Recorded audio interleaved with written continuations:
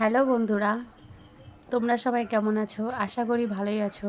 আমি চলে এসেছি আজকে মোরলা মাছের টক বানাতে। আমড়া দিয়ে প্রথমে মাছটাকে ভালো করে ধুয়ে একটি প্লেটে রেখে দিতে হবে।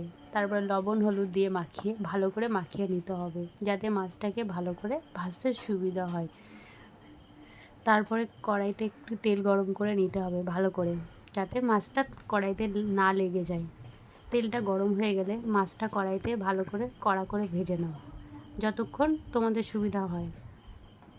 তা মাছগুলো প্রায় ভাজা হয়ে গেছে, এবার নামিয়ে নেবার পালা। এবার নামিয়ে নিচ্ছি, নামিয়ে একটা প্লেটে নামিয়ে নিয়েছি। তারপরে কড়াইতে ভালো করে জলটা গরম করে নিতে হবে, যাতে আমড়াটা সিদ্ধ করে নিতে হবে, নাহলে আমড়াটা কাঁচা থেকে যেতে পারে।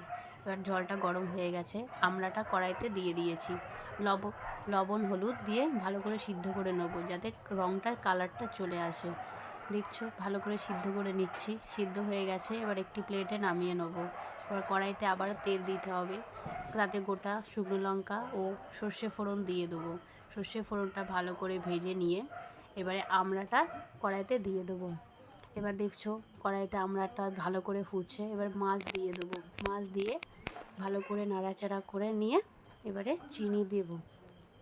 চিনি দিয়ে পরিমাণ মতো সবাই চিনি দিয়ে দেবে, যাতে স্বাদটা ভালো হয়। এবার চিনি দিয়ে কিছুক্ষণ ফুটিয়ে নিয়ে নামিয়ে নেবো। রেডি হয়ে যাবে আমড়ার টক, মোরলা মাছ দিয়ে আমড়ার টক।